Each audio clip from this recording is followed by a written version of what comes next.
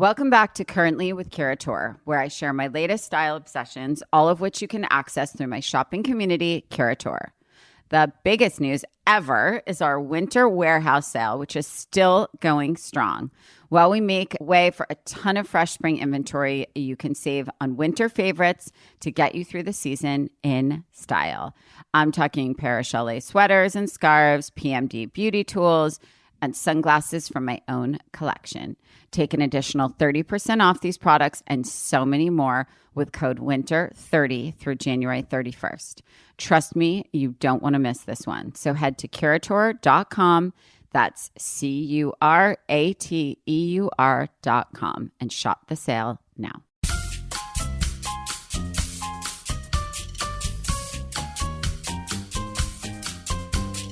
Hi, everyone. I'm Rachel Zoe, and you're listening to Climbing in Heels.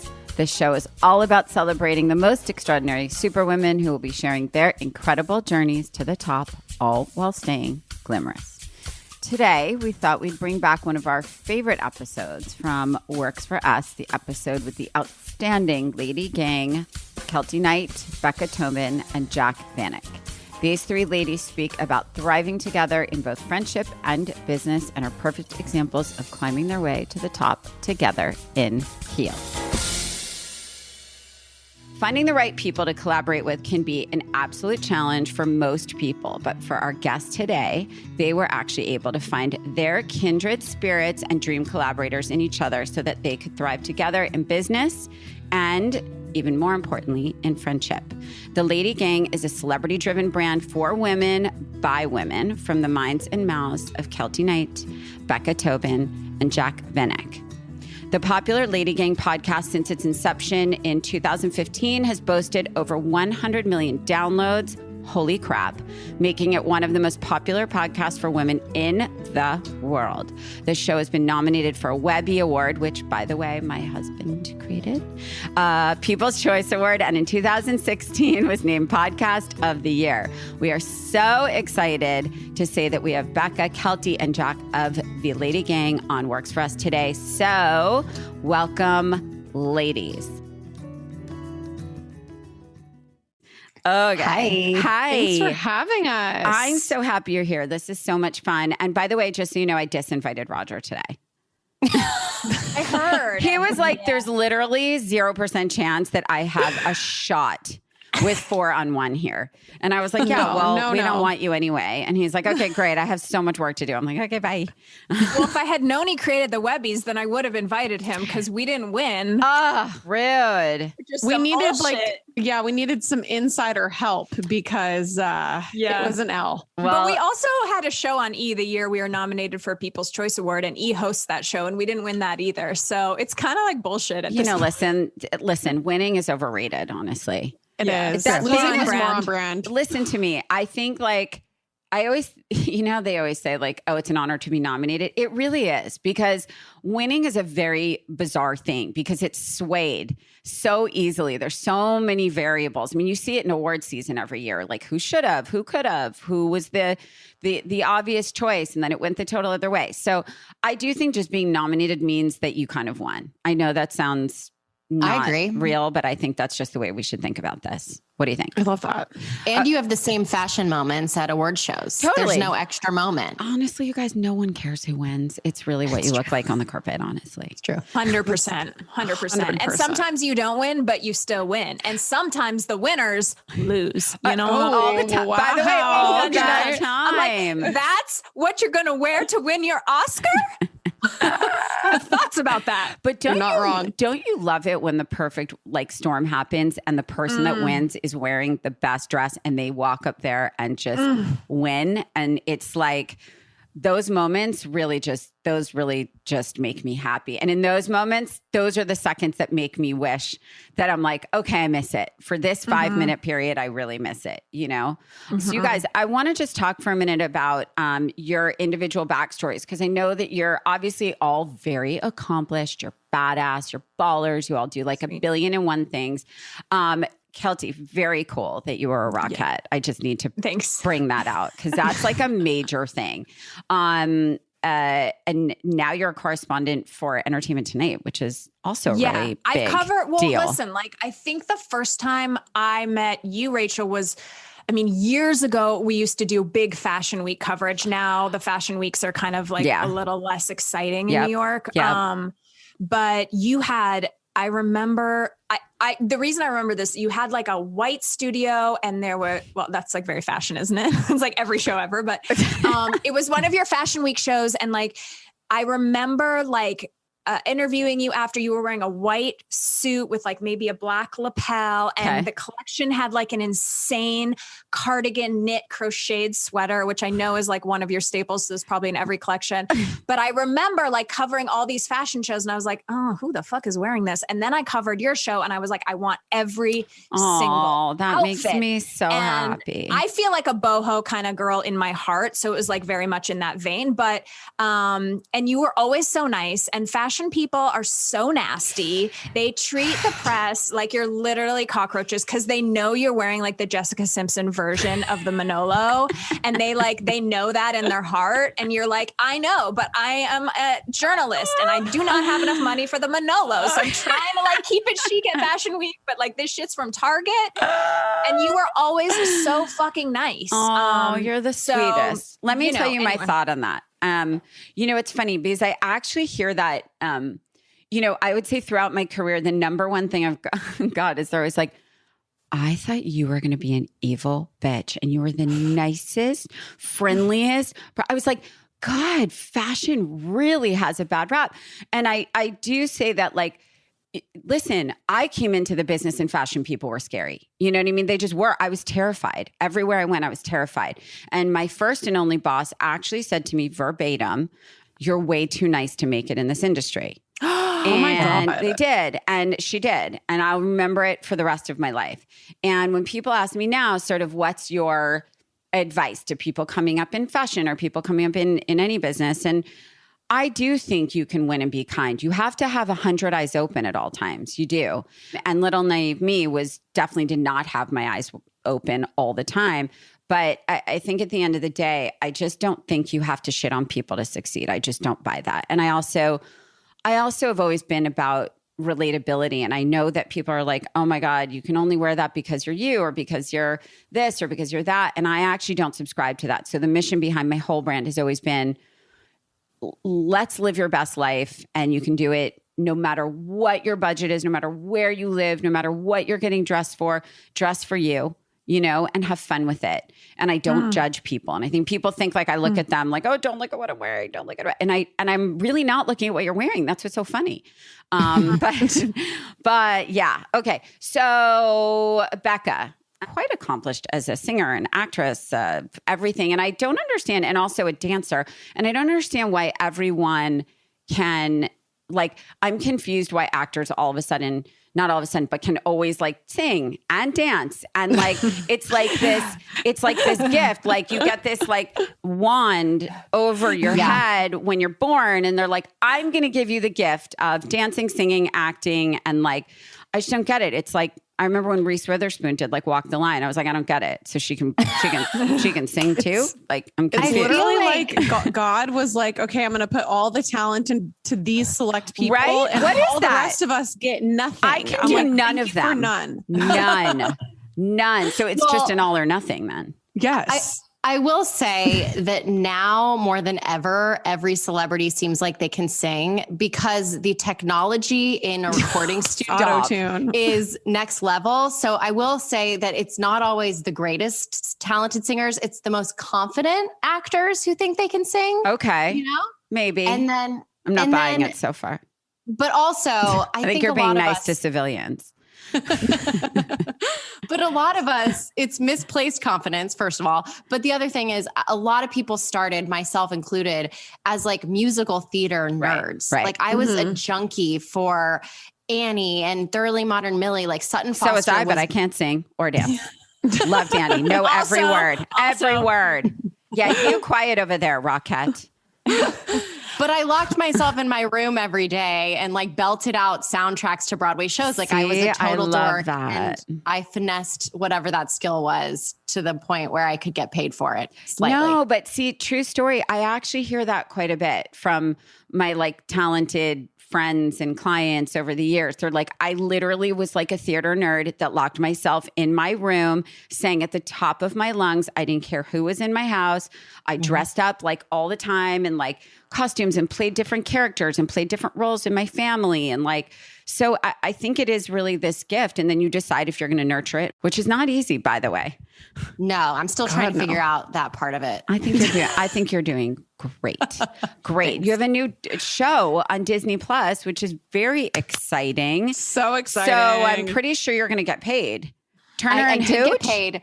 That's exciting. Thank God I got paid because Disney's a reputable company and they do pay their actors. I'm pretty sure they're really reputable. Yeah.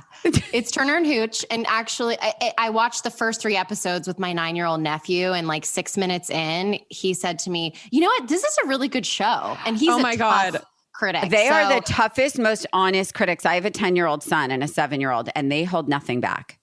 Yeah. Well, they're going to love Turner and Hooch. It's so exciting.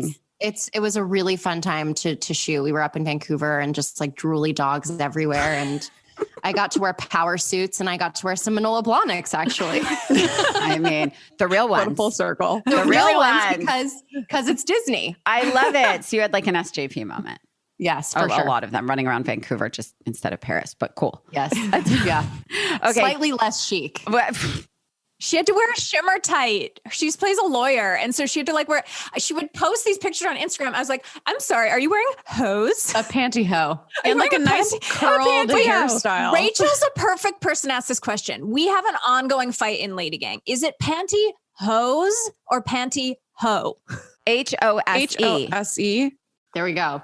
What I thought. So what's so funny is we could have Googled this. We could have Googled it, but why would we have Rachel's own? I still say tights, stockings, maybe, but tights just because the reason I say tights is because it makes me feel like I'm 6. Like the ones I wore with my dresses when I was 6 and had like a little like fur muff thing on my hands. Like, and it feels just easier to say tights. I don't know why that is. It's just pantyhose sounds like underwear and like a garden hose. I don't know. Yes. Okay. Jac, so you've created your own brand, which is pretty insane. Tell me, you look like you have a lot to say. She's like, you guys could talk for hours. It's a whole thing. Yeah. So when I was younger, I was obsessed with music, and like back to our conversation, I was not given the gift of a great voice. Like I might have the worst voice of anybody that I've ever met in my entire life. No, my husband does actually. Great. So second worst voice. I had no musical talent whatsoever, but I was like inserting myself into this world of bands, and I was going to shows, and you were like Kate Hudson and Almost Famous. Yes, literally was Penny Lane, except for a little bit younger. And I was like I'm like, I want to tour. I want to travel the world and like be a rock star, but I have no ability. By the way, my husband's the same. He wanted to be Jim Morrison, but like can't sing anything, you know? Did he ever like figure out like how to circumvent the problem? No, he just followed the Dead. And still does, by the way. I've always wondered what people do that. Yeah, I'm like, Roger. Like people that love fish. Yeah, and they like follow fish around. Yeah, but like now the Dead has John Mayer, and he's like awesome. So so Roger like loves it, and he goes, and he always sees Andy Cohen there. It's really funny. I freaking love that. So what I did is like back in the day, I was like big on MySpace, like before all the social media situation was happening. So I was like, okay, I'm going to like try to figure this out. And I made these rubber bracelets that had different words on them. Okay. And I sold them on my MySpace page. I was going to concerts and selling shit out of my backpack, and it kind of blew up. So I expanded it from there. And then I started going and jumping on all these music tours. I would have like a pop-up tent that I would sell all my clothes out of. And I was just like living my best life. Yeah.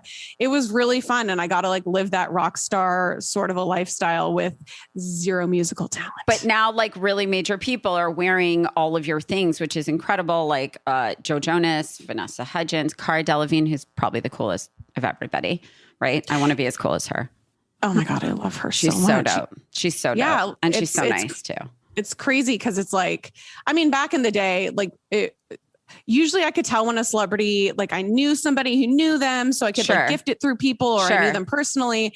But then it was just so weird when like a Lindsay Lohan was wearing something. Right. Like now all of a sudden people actually want to buy them and you see them out in the wild. You're like, wait, I didn't give that to you. Yeah. Yes. Like, how did you get this? Did you go to my website? Do I have your address now? Oh my God. This literally happened with both Khloe and Kourtney Kardashian and our book, Rachel. Yes. So last year we released a book, Act Like a Lady. And we like had 100 books and we gifted them to everyone. And so people are posting and we're like, oh my God, thanks. But like you got that book for free. So obviously like, that's why you're posting. And we kind of like friend pressured you into it. Sure. And then people started tagging us on their. We all do it. No, listen, it's a hustle. But then people started tagging us in pictures of like Kourtney and Khloe's houses, and they'd be like hanging out in their kitchen and our book would be on the fucking counter. And we're like, how did you get the book? How did you, I mean, it's chic. It's Act cute. like a lady, everybody get it now. Yes. But I'm like, how did you get this book? And then I tried to write them and I was like, hey, I saw Kourtney has our book. Does she want to come on the podcast? And it was like crickets, you know? And God's fair. I feel like she totally would come on, but that's amazing. I mean, listen, I think what's so cool is you guys obviously have your very different backgrounds, which is amazing. Mm-hmm. How did you actually like come together and think about doing this? Like, how'd you meet? How did this all happen? Like, what's the story? Because the whole thing about Works For Us is it's really getting into like, for me, it's about getting into like relationships, married couples, best friends, people that work together, siblings, mother, daughter. So for me, you know, I just always want to know sort of like how did this happen? And like, how did the love story begin between you guys? Because 3 girls, you guys, is not easy. It's usually a shitstorm. So yeah, we gotta go. No, we have this crazy psychotic, and if I were listening to this, I wouldn't even believe it, because I am a sister and I know how psychotic and evil and manipulative women are capable of being when feeling threatened. Yep. The 3 of us have the most healthy, knock on wood, but it's been almost 6 years, healthy, productive, like efficient dynamic of any partnership I've ever had, male or female or whatever it is. Like, it's for whatever reason, the 3 of us work really well together. I think it's because we're all so different. Yeah. And we all have an awareness to stay in our lane. Like, we have different strengths. Like, Jac is aesthetically a queen. She can look at something and be able to change a font slightly to make it look like it's the chicest thing you've ever seen. I can look at something and have no idea how to fix it. I just know it's ugly. I'm like, can we use curls? And then we're like, Keltie, that went away 10 years ago. And that's okay. So I think like to go back to how it started, Keltie and I knew each other from living in New York City, being broke ass dancers, like standing in line at 8 a.m. and like waiting to get into a cattle call. And we would just keep seeing each other. And finally we lost touch. We were both out in LA. I was working on the show Glee and she was working for Entertainment Tonight. Casual, again, not working. Okay, cool. Glee. Just casual. Okay.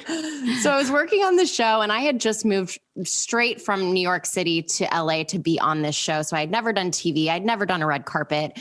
And I would see Keltie on these red carpets and we would just sort of make eye contact with each other and be like, is this an alternate universe? Weren't we just dancing? Like, weren't you just beating me out for jobs, Becca? That's so cool. It was so cool. And I kind of leaned on Keltie in that beginning phase of being like, do I really need a publicist? And she's like, you absolutely need a fucking publicist. Nobody gets any work without a publicist. And, so she was like, stop wearing black on the red carpet. Yeah. No one will put you in style. Yes. The secrets I learned over time. Unless it's really special black. No, unless you're Anne Hathaway. Or like Angelina Jolie. It's like, nobody wants to see you in black. Or the dress is extra. Do you know what I mean? Yes. Like if it's special black dress as opposed to like simple black dress. Yeah. Simple and black dress, no press. Yeah, I don't know how to do extras. So it's like, she was like, you're really boring the hell out of me. Please like figure it out. So we kind of made this connection and she was my security blanket at all these weird events. And then we were having a sad lunch at Cafe 101. Rest in peace. It's no longer there. So sad. We're like, miss you, veggie sausage. Miss you so much. So much. We're eating our sad salads and sad veggie burgers. And we were like, we need something of our own. Like, I'm so sick of waiting for my phone to ring. I'm so sick of waiting to see if Ryan Murphy will put me in another TV show. Like, how much can you stalk somebody before they get a restraining order? And she's like, let's do a podcast. because we wanted a talk show, but nobody's going to give like two unnamed losers like a talk show. Mm-hmm. Keltie's a genius. She had the forethought to be like, this is going to be big. Podcasts are going to be huge. We're going to do it. And I know the third girl to make this rounded out and give us a little street cred, because Jac was an entrepreneur. She wasn't in entertainment. And we kind of needed that trifecta so people would be interested in us and find a little piece of themselves in each of us. So that was it. We just off to the races, like blindly leading the blind, and just got lucky. And Jac and I used to date the same guy. So we have the same ex-boyfriend. Is that true? Yes, I'm going to jump in here and say what I always do. Keltie took my sloppy second. I dated him first. And then no big deal. When we broke up and she thought that we were maybe still together, she made out with him. But thank God for what band? What? Weren't you listening to like a Interpol song and it came an Incubus? I was listening to an Incubus song so we could Interpol Incubus. decide the timeline of when this happened. Cause I'm like, was Keltie dating him? This is so rude. Cheat on her with me? But also, what Rachel, exactly happened? Rachel, you should know that the man they were fighting over wore leather vests and eyeliner. So it was the 2000s. What man was it? Not the 2000s. This was like what 2000? It was like 2009. Oh, see. That you dated him? Yeah. You were like 2005, Jac. Anyway, because I had better and all that. That was kind of like Morrissey days and like. What about it was emo. It was emo. What about a vest made out of roses? It was like a stitched. He was a rock and roll. Okay, so here's the thing: neither of you are with him now, which is helpful. Yes. And I knew Jac because we had dated the same guy and we had been like kind of pitted against each other on MySpace. But I had always thought Jac was the fucking coolest woman I'd ever met. I always wanted to wear all of her stuff that she made, but like I really couldn't because then the internet would like explode. So yeah, I was like, oh, cool. So, I like knew her, but I was like, God, I've always wanted to be in the cool kids club, Rachel. Like that's my, I just want to be invited to be cool. But I think you are cool. Thanks. I'm not. But thanks. I think you so nice. are. Someone tape this and put it as a reel on Instagram. I do. I think you're cool. This is the best moment of her life. I feel like such cool vibes because do you know what? To me, and Roger and I always say this, it's the people that like are self-deprecating and so hyper aware of like what their sort of comfort zone is, what they want, and they're so honest about it. To me, the people say they want the invitation and those actually are the cool people because it's the people to me that only care about getting the invitation that pretend the thing they don't care about is getting the invitation. Yeah. So for me, the actual cool people are the people that say what they are and are like living their truth. And like, I just think like being honest and funny and candid is what actually makes you cool. I swear. And I've always felt that way. It's the people that, have come into my life in a very big way over the years that basically spend every waking moment of their life trying to tell me exactly who they aren't and don't want to be, but it's exactly who they are. And they're hypocrites, and I know a lot of those. So I actually think the real cool people are the people that are truthful because I just, obviously you guys are familiar with the term desperate. And I think there's a lot of it. It's my middle name. No, it isn't. Because I actually think by you saying how many times can I stalk Ryan Murphy, like to me, that actually makes you so fucking cool. You know what I mean? Honestly. And we're school parents for many years together and he's awesome actually. And, can you get her another job? Stop. But can now you call Ryan? I feel like he fully knows you. I feel like he fully knows you. Yeah, I mean, he was a wonderful, wonderful person to work for. I think I got so he's spoiled. Brilliant. He's absolutely brilliant. And I got so spoiled that being like my first TV job, because after that I would get these scripts and be on these sets and I'd be like, this is some rinky dink bullshit. And they're like, no, it's just not Ryan Murphy. I'm like, oh, damn it. You're going to end up back there. Trust. I promise. Life just like you go like this, you go in like a circle so that you have to kind of be kicked to the side and down and upside down a little to know how badly you want to get back to where you once were.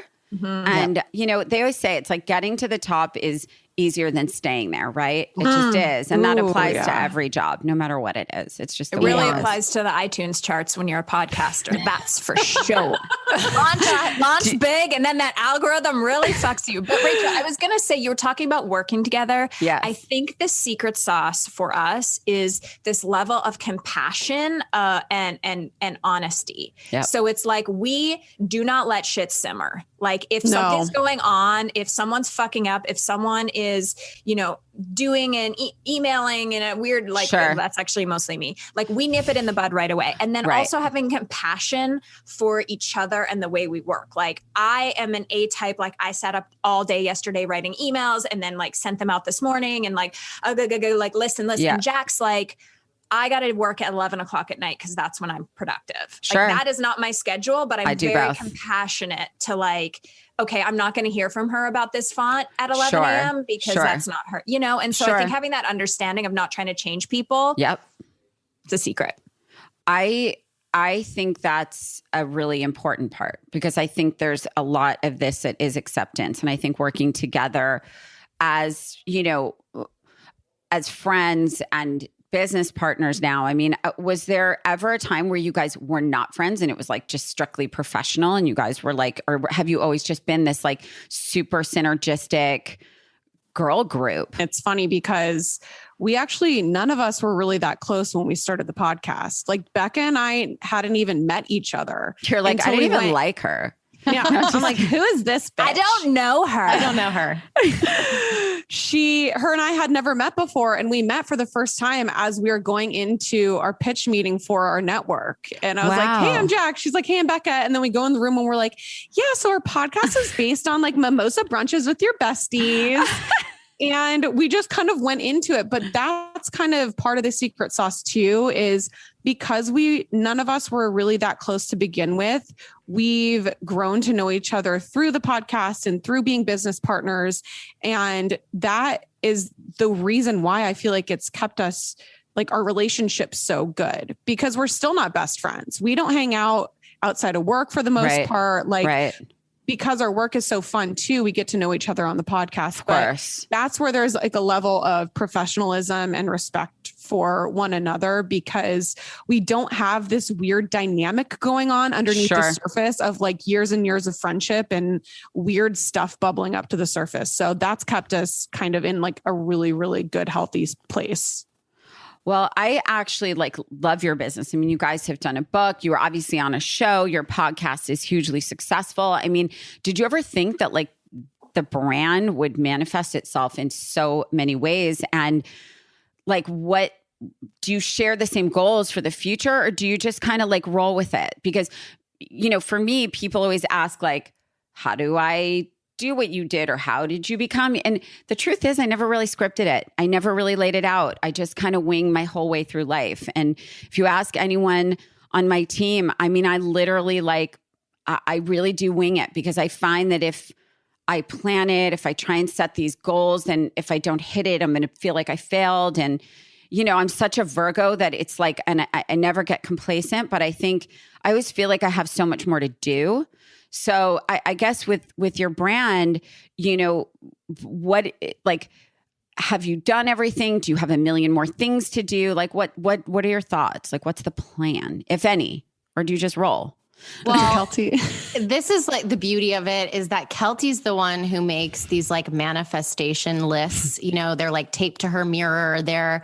She gets really in the nitty gritty with herself about what she wants to accomplish for herself in the brand. And so, but with that being said, there was never any roadmap, because we didn't actually think that you could make a living podcasting. It was a side hustle. And so when you're thinking about something as a hobby and sort of just an outlet, you're not. The expectations are so low. They're so low. Yeah. And so the first ad that we sold, it was like, oh, well, that's cool, but it's like $5 and we're not going to be paying our mortgages off of this thing. Right. So Keltie was achieving all of her journalism and entertainment journalism goals. I was still acting. Jac was still doing her brand.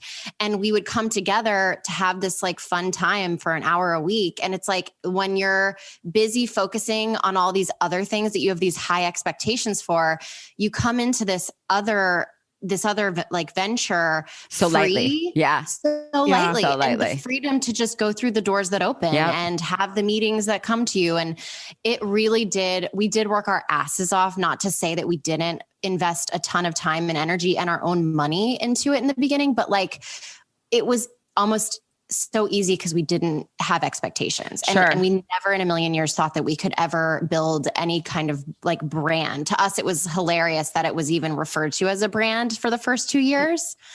It's like so great. It's been wonderful. And as far as like long-term goals go, I'll let Keltie take over because obviously she has like 85 goals for us. Bring out your bujo. No, you know what? What's interesting is that like we started this and then I knew something had clicked, Rachel, when we like, you're very well known. And so when you walk anywhere, people are like, I think I just saw Rachel Zoe. Like some people probably come up to you, some people don't. But like for me being on ET, like really the only place that people really like double looked at me was like on airplanes. That was my like real people. Like I'd walk on an airplane and people would be like, I know you, or they'd be like, hey. And then I was like, you don't know me in real life. And so, but with Lady Gang, like about a year in, Becca was always getting recognized for Glee, but like Jac and I would be like at Home Goods or we'd be at Target and like people would be chasing us across the parking lot and they'd be like, oh my God, I love Lady Gang so much. Like a girl came up to me at Home Goods. She was like, oh my God, I knew you were here because I saw your husband in the towel aisle. Like, it's Stop. like, it's just, that's when I realized like something real is happening here. Totally. And then how can we harness this? Sure. And our mission has always been to make women feel less alone. And I really love, we had Bethany Frankel on the podcast in December. And I was talking to her about philanthropy. And it was like, you know, we want to give back. We've been doing all these charity things, but then it's like, are we allowed to make money off the podcast? Like, what if I just want this to be my full-time job now? Right. And she was like, I feel like the more successful I am, the more I can give back. And she's like, and I put the two in two different piles. I don't do 10% of proceeds. I make all the money as Bethany Frankel and I give back in a big way. And I think that's how Lady Gang is moving forward, is that, you know, we're going to continue to make money. We'll do books, we'll do clothes, we'll do whatever comes our way that's fun in a collaboration where we can serve our girl. But at the end of the day, we really want to serve women and help them and continue to give money and goods to like, you know, people who are not as privileged as us. Sure. And so that's kind of the big goal. I mean, I would love to be a $50 million brand, but like, you know, we'll see. You will be. You will be. I don't know. Working on it. My money's I just on want to guys. say we launched our subscription box at a very similar time to when you started yours. Yeah. And I know it's now transitioned and we have since given up. So maybe. Well, we were also Join packing ours. and shipping everything ourselves. We so packed that was them a in big my garage. So You guys, it's an insane business, but I have to say, you know, and a lot in part on that side of it to Roger and the sort of operational side of it, it is a massive undertaking. And the reason we turned it into what's now called Curator, because beyond the actual box that we do every season, we wanted to actually create this entire membership lifestyle program for women so that they came, yes, to get their curation every quarter, but that we wanted them to stay there and create this whole membership shop and all these experiences and basically be like almost like an Amex Platinum card for women to come in, shop, get styled, and feel safe and get access they can't get anywhere else. Yeah. How did the pandemic affect like your relationships with each other, if they did, at home with the podcast? I mean, I imagine the podcast even went probably even way bigger over the pandemic, right? I mean, more people listening. I think the biggest difference is before the pandemic, we had been doing this for 5 years, 2 episodes a week, never missed a single episode in that entire time. And everything was in person. So like we needed to make sure that one of us didn't end up getting sick because then we wouldn't be able to put out a podcast episode. Sure. So obviously everything transferred to Zoom over the pandemic. So that was honestly the hugest logistical difference for us, but it has given us so much freedom because now Becca moved to Austin. Yep. I travel a lot. So now we can podcast literally if the three of us were across the world from each other. So that actually has been a positive in our lives, because before, I mean, Becca wouldn't have been able to move at all, because we need her twice a week for the podcast. That's amazing. What has really screwed us, Rachel, thanks for asking, is that all these other people have come out with podcasts. I mean, let's be honest. The pandemic was wonderful for us, but then it also gave all these celebrities who weren't on set, other TV shows and their movies, they got bored. They weren't getting enough attention. And so they were like, I think I'm going to launch a podcast. And then they did. And then they went to the top of the Apple charts and I had meltdowns. Let's be straight. That really happened during there's that too. But I want to give you a lot of credit because, it's funny. When podcasts first came out, literally everybody was like, Rachel, you have to do a podcast. You have to do a podcast. You do it. How? What? They're like, you can do it from your couch. You could do it. I didn't really understand it because I'm not a commuter, which my commuter friends and employees are the most podcast, verse, I guess is the word. But I was sort of alone on an island because I'm always a little late to understanding the newest sort of platform and podcasts. And I was like, I'm like, I don't understand. When am I going to listen? When do I not have a child in my ear or my team kind of like pulling me into a room somewhere? It was just like unfathomable to me. And so I guess a couple years later, the conversation started happening and I was like, I feel like there's 2 billion podcasts. I don't think I should do a podcast. And what happened, to your point, in the pandemic, the opportunities kind of just came, and Raj and I were obviously working like animals at home. And it just became for me, it's such a fun, I don't want to say easy, but just it's amazing. It's a fun, very organic thing, because way more than television for me, I was a psych major. I was not a fashion major. I was a psych and social major. So for me, actually doing this and talking to you guys for me is the most natural thing I've ever done in my career, because I just feel like I get to hang out with cool women like you guys and just shoot the shit and like talk about life and the things that whatever, and so for me, having Raj on it is annoying. No, I'm just kidding. But for Raj and I, like, we've been together, we're celebrating almost 30 years. August 29th will be 30 years together from our first date. Wow. So holy shit. So when it kind of came to, hey, we want to do this relationship podcast with you and Roger, that to me became so fascinating, because I was like, I love to get into people's heads and I love to get into what makes them work, what their magic sauce is, what all of that. So that was actually the impetus. But, when we started getting all these ads and sponsors, I was like, really? They wanted, like, I was literally like you. I was like a head tilt. I was like, they want to, they want to do They like that? us. Okay, cool. They really so like us. I get it, but I was one of those joking, people. Of course. No, I'm so I happy actually agree with you, because everybody's doing a podcast.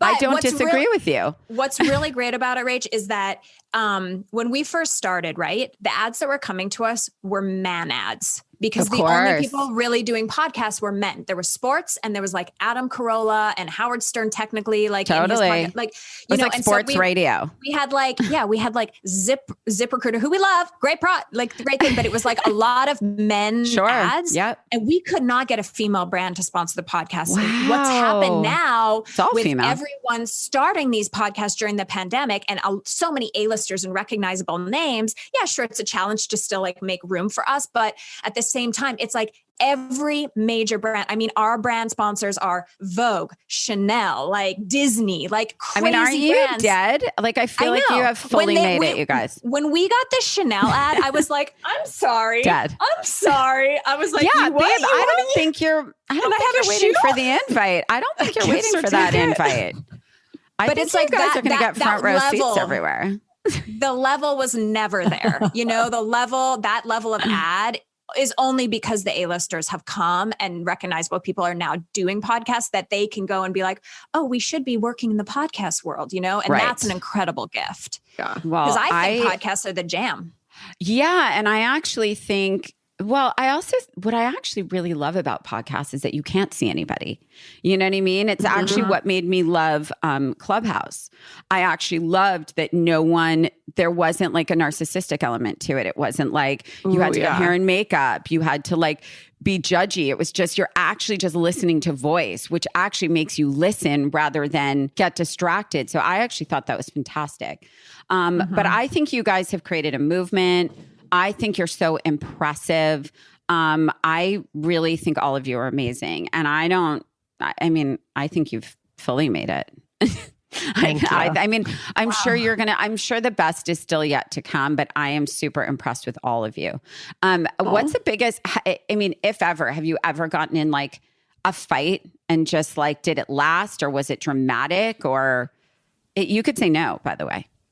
It's usually when I melt down and do something stupid. Keltie has what we like to call a Keltdown every couple months when things just get like very overwhelming. And then she might go into our Facebook group and start sharing personal details about her life that she shouldn't. Oh my God, stop. And then Becca and I need to have an intervention. And then we have like a group phone call to really, get Keltie out of that mind space. That's like our biggest conundrum that ever happens within the Lady Gang. Yeah. I really think that like the 35,000 girls in our Facebook group are my best friends. So like when I happen to like be going through a hard time, I may like overshare. It's like who I am as a human. I think everyone's my friend. And then those people will like take that information and blackmail me with it, which is like not Keltie, do you remember what I said as I was coming up in the industry?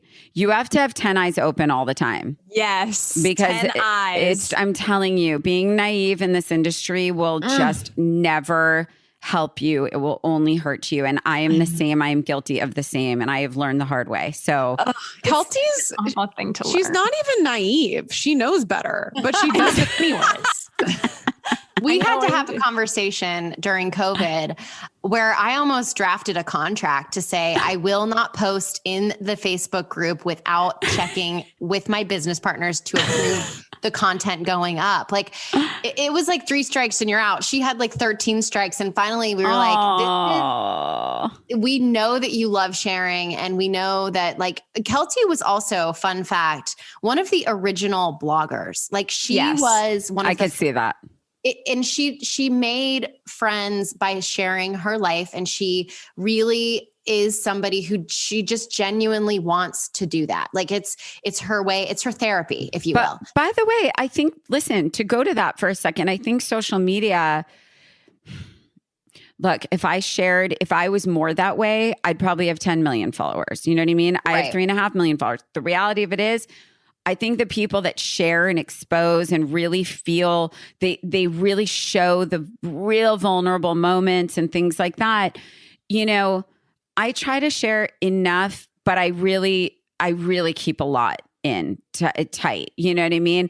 And I don't think there's any right or wrong to anything on social. I think your social is your, it's, how you approach social is very interesting because I think it's how much you choose to share. And I think everyone has a different level of comfort with that. The problem that I'm hearing here, not to play, therapist. Blame on Keltie, but it's okay, I think you can share, but you can't share on others' behalf. That's the thing. Once you bring other people in, you get in trouble. If it's you sharing you got to do you. Yeah. You know what I mean? So I think that's it. Like if you want to take them to the gynecologist, like cool.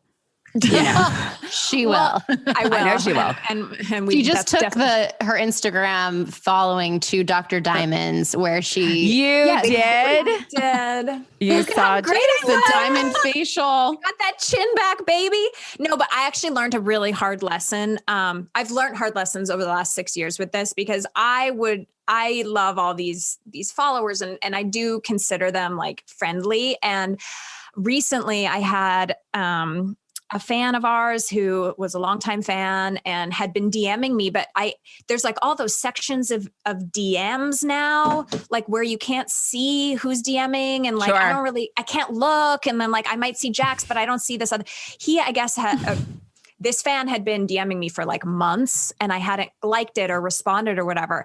And they took it very personally. Oh yeah. And like left the Lady Gang and stopped listening to Lady Gang because they didn't feel like we were friends anymore. And I was like, this is she where doesn't even respond to like our DMs either. I haven't spoken to my mother in 2 weeks. Like that is who I am. And like when we were on our TV show, producers would be like, Keltie didn't respond to my text. And they were like, yeah, welcome to Keltie. That's how she is. Yeah. I mean, so we lost fans because of it. So it's like, maybe I've opened myself too much. And so anyway.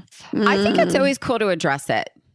I just think address it and be like, guys, we have so much going on and like, I'm overwhelmed and I can't stay on top of everything. And if I don't respond to you, I'm sorry. You know what I mean? Yeah. And then it's kind of just an overriding apology and let them kind of sit with that. Like you're talking to them. Yeah. You know, I think that's helpful because it's true. How can you respond to everybody that texts you or DMs you? That's crazy. You know? Right. Well, you guys, I am endlessly fascinated with all of you. This has been so fun for me because I always like marvel at girls that can work so closely together, maintain a respect for one another, not get in fights all the time. And I always say women are really hard sometimes. And at the same time, great women are the best, you know? And I think that there are secrets to the success of female relationships for sure. But I just love seeing you guys. I love hearing you guys. I love seeing your energy, you know, and I love the brand and I think it's awesome. I love what you stand for. And I love that you were one of the first, you know? So, and I'm saying it here and now, I think you're fucking cool. Just you know what? All of you. I'm literally about to go into the office and write on my whiteboard 10 eyes open, and it's going to live there forever. You must have 10 eyes open. That should be on your manifest board. If I could leave you with anything, please have 10 eyes open. My kids actually say mommy has eyes behind her head. I love that. But you guys, now I have to ask you like just a few silly, fun questions that we always end with just because it's silly. And it's a little bit like newlywed style. Like you kind of answer on each other's behalf. Okay. One of my favorites that I can't ever not ask because it's always the funniest answer. What would each of you get arrested for? And you can't say yourself. It has to be, you have to answer for it. Like what would Keltie get arrested for? Keltie doesn't go, Jac. She's not a rule breaker. So this is hard. What were you going to say? Oh, you're right. She's not a rule breaker. It's hard. She loves to follow a rule. She does. Although she would get arrested for some type of terrible driving, like reckless driving. She is the world's worst fucking driver. There you go. There you go. You should be locked up already. Becca, I already know what you would get arrested for. But okay, what would Becca get arrested for? I'm going to take a guess. Wait, what do you think? You said like you go stalking first. Ryan Murphy. Like finding his house or standing outside the school or something. I think Becca would end up getting arrested for some sort of a vengeance. Yes, I think she could be a secret murderer. For somebody that wronged somebody that she cares about. That's how I am, by the way. She would push someone off a bridge. Are you a Virgo, Becca? Are you a Virgo? I'm not, but I have a lot of close Virgo girlfriends. I'm a Capricorn, but it's the same though. My son's a Capricorn. We're the same. I actually held Caius in to make him a Capricorn. You did? Oh my God. Yeah. I did. I held him in. Sag.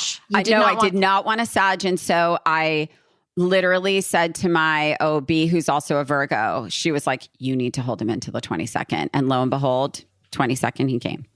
Good. And Jac he's such a Capricorn. Jac would get arrested for public intoxication, and I'm pretty sure she has before. Yes. No, I haven't. And you're right. Like 10:30 a.m. Yeah, it would be 10:30. Yeah, like a midday, like forgot to wear pants on the road or something like that. On 405. Yeah. Listen, she's Penny Lane, you guys. She is. She's Penny Lane. This is what she should be arrested for. Mm-hmm. By the way, I think Roger would get arrested for that. He always says I would get arrested for like having a temper tantrum at the airport. For like someone yelling at me at security or something because they wanted to take my bag and like check it. And I'm like, I'm going with it under the plane if you check that. Literally. You can't check whatever's in your suitcase. Roger has held me back. I'm like, they're like, I'm sorry, ma'am, we have to take it. There's no like whatever on the like small planes to like an island or something. And I go, I will either sit on it. I will go under the plane, but it is not going under without me. And Roger's like, you're going to jail. And I don't know you. For real. That's good. Okay. Last one. I'm just trying to make it a good one. Hold on. Okay. What would be your last meal? Not that you're dying, God forbid. Well, Jac's would be a sandwich with chips in it. Yeah. Yep. And a chocolate chip cookie.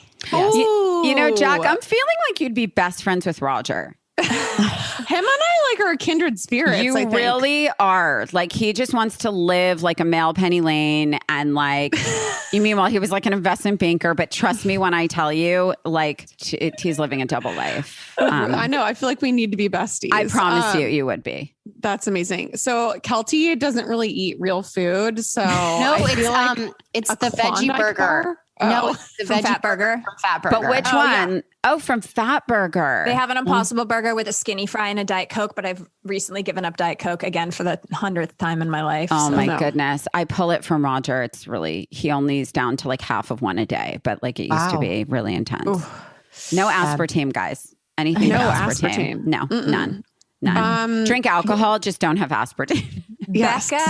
Becca's like a fancy bitch. So for me, it's like she wants to go out somewhere where the seating is leather, and she's getting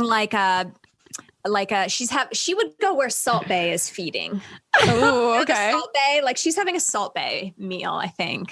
Like it's like the chicken and the mean? Like the tomahawk steak with like the expensive wine and like. Well, now she's living mushroom. in Austin where there's delicious food. Hi, Layla. The food here is insane. Hi, Layla. Paella? What is it called? Paella. Do you know what Salt Bay is? Do you know what I'm talking about?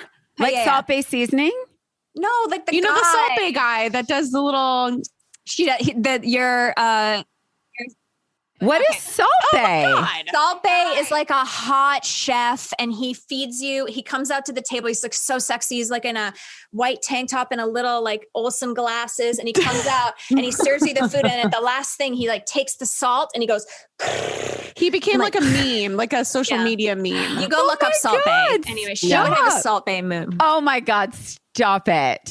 He looks like he should be in like a Levi's ad in the 80s. Yes. He's very sexual. And if you want to get if you want to get Salt Bayed in LA, he opened a restaurant. It's $330 just for the steak. Wow. Dear God. A guaranteed Salt Bay sighting. Anyway, live your life. Would that be your last meal, Becca? Truth? I mean, it would be something like in Sardinia, like by the water with like seafood and wine. Like it would be something like that. Okay. I'm with you. I'm there with you, Rachel. I'm there with you. I'm thinking like Portofino Positano, something like that. Some amazing, like something like just really heavenly. Yeah. I'm also picturing just where I'm sitting right now. So I got lost in that.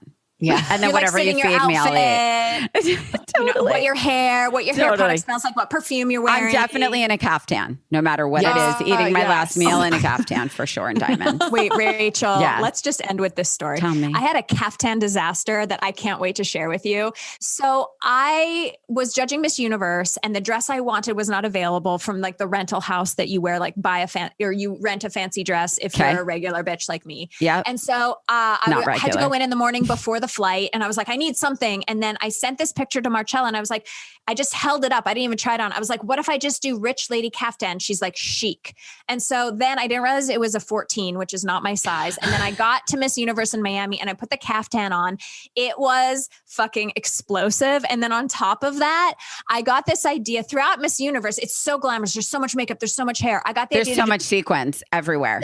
Everything. I was so much. I got lost, and I put in a clip-in bang as well. And so I just Are you okay? She wasn't.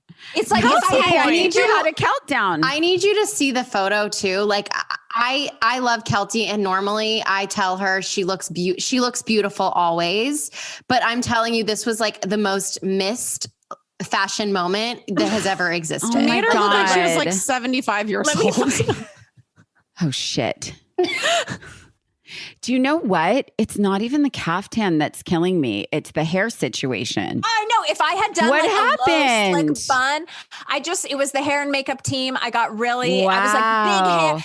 Babe, that doesn't even look like you. I know. I used Zendaya as a hair inspiration. Got and it. That was a mistake. Like it was She's the prettiest. I know. It's human. like she can wear anything. So it's literally like, a washcloth with like a rubber band. Who is that?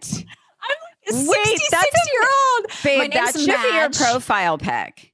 And so here's the story is I texted my mom because like it's worldwide. There's like 500 million people watching. I text my mom who's like a real stage mom. And I was like, did you see me? And she just replied, yep. That's how bad it was. My mom couldn't even love me.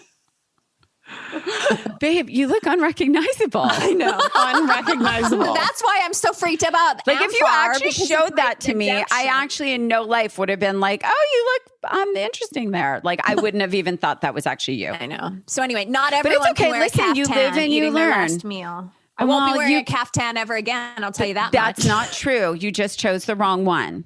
Mm-hmm. You have to get a hair caftan. I think it was the glam. It wasn't even the caftan. Don't blame the caftan. It was the hair. But these are things that go wrong. That's why you are who you are, because there are so many of us insecure, fashion loving people who can't make right choices in Hollywood. And that's why stylists and having experts is so important, because if we are left to our own devices, honey, we've all seen them before they got a stylist pictures on the red carpet.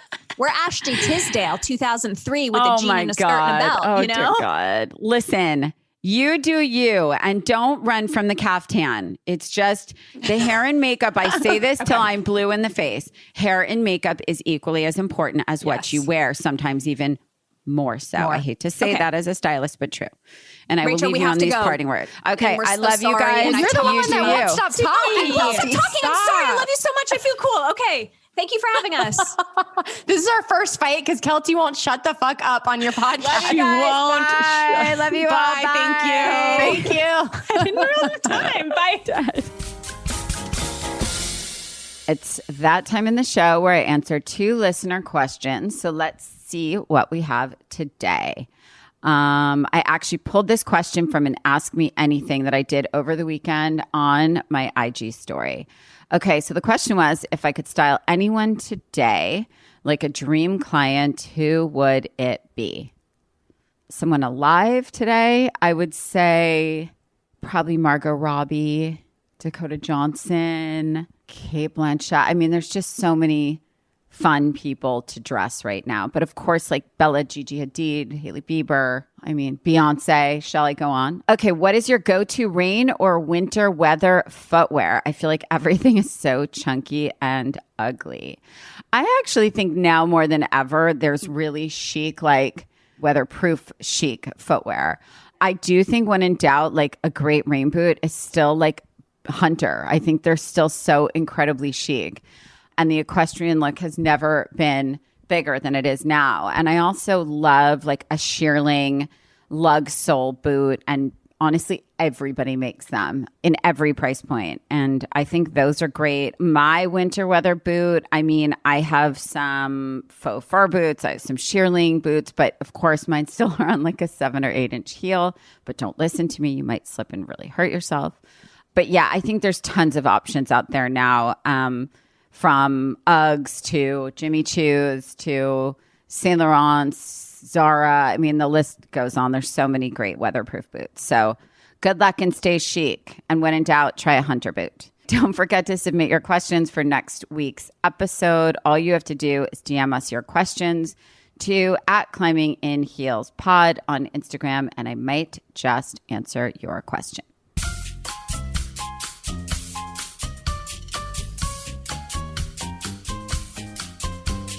I loved re-listening to this incredible episode with 3 of my favorite girls. Finding the right people to collaborate with can be such a challenge for all of us. But for Keltie, Becca, and Jac, they were able to thrive together in both business and friendship. Thank you so much for listening to Climbing in Heels, and don't forget to rate a review wherever you get podcasts. While you're at it, follow me on @RachelZoe and @ClimbingInHeelsPod on Instagram for more updates on upcoming guests, episodes, and all things Curateur.